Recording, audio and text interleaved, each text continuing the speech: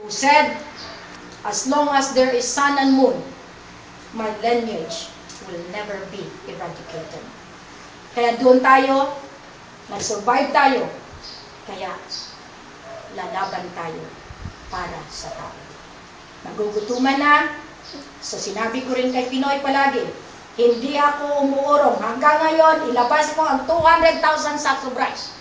Dahil kung ayaw ninyo, darating ang araw, wala rin kayong supply dito sa Luzon at sa Visayas.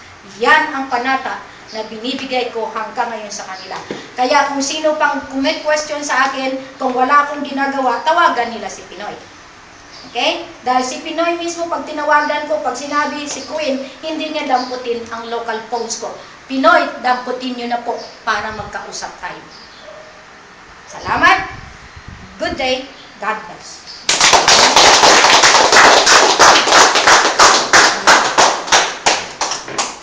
Okay, Major Bai, since you stand up, it is your time to speak out. Oh. You are caught in the act, but this is your time. Okay, thank you very much po, ma'am. Magandang tanghali po. Ama Ali, Ina, King Sultan Mamay Hasan, Tamar Mamay Hasan Abdul Razak, Queen Maria Makiling, Helen Fatima, Nasaria, Panulino Abdul Razak, member of the Sultanate.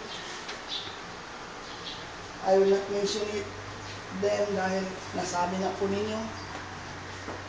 Our observers, Sister po, Sister Leonor, Sister Sister Sally. Alor, Patri. Potre, Sister Sally, Dato Kelly, or Ama Pangala, although wala si Ama Pangala, you are peace with us.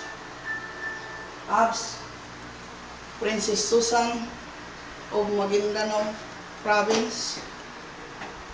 Magandang araw po sa kanilang lahat. Ako po yung naatasan na magsalita sumunod sa Maria Makiling dahil ako po rin ang kanyang security in all odds. Nagsama po kami since dumating sila sa Dato Paglas. That was 2010, if I'm not mistaken. August 2010. Ako po yung palaging nakasama sa lahat ng kanilang pinupuntahan ng mga lugar na hindi masasabi kung ano ba mangyari sa amin pagdating namin doon dahil ang mga tao doon, although ako taga doon, hindi ko rin po sila kilala. Pero lumakad kami sa lahat ng mga kanilang pinupuntahan sa utos ng aming ama. Buhay pa po si Ama Pandala noon, palaging kasama rin. Ako, sige ako drive gabi-araw para lang matuntun namin ang katotohanan po. So ako po ay nagpapasalamat sa lahat ng mga tao rin na sumuporta sa atin kahit na wala po sila dito. Nagpapasalamat at unang-una rin pala sa Allah Ta'ala. Pasalamat tayo. Nakarating tayo sa kahit walang-wala, pero sa oras ng pag-alis, dumarating yung mga swerte. Yes. Dahil experience ko po yan. Hanggang sa nakarating tayo dito,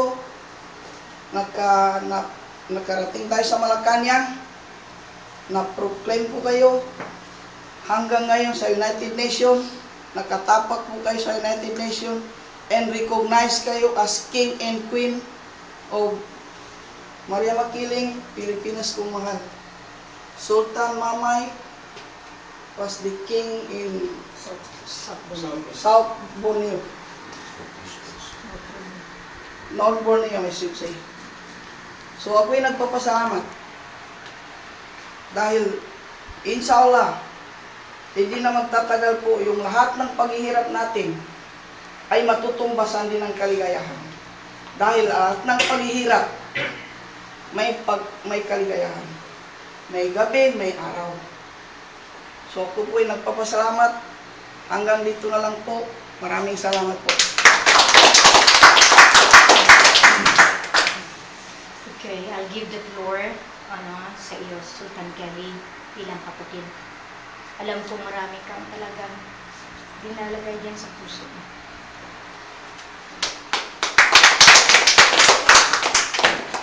Bismillahirrahmanirrahim. Assalamualaikum warahmatullahi wabarakatuh. Ako bilang kasama anak ni Ama Pandala, sa lahat ng ginawa ni King Mari Makiling, tinatayo niya sa si Sultan Gamar Mamay, siya ang king, si Maram Makiling siya ang queen. Kung ano man ang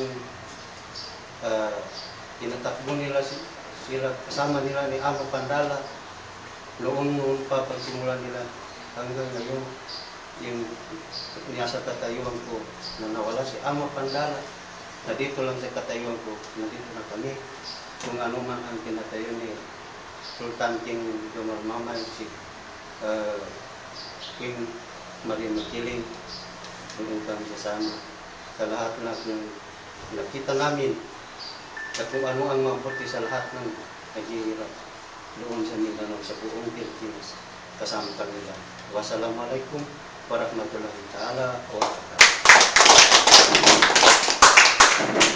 Mr. Sally, total nandiyan ka na sa tabi niya. Good morning everybody.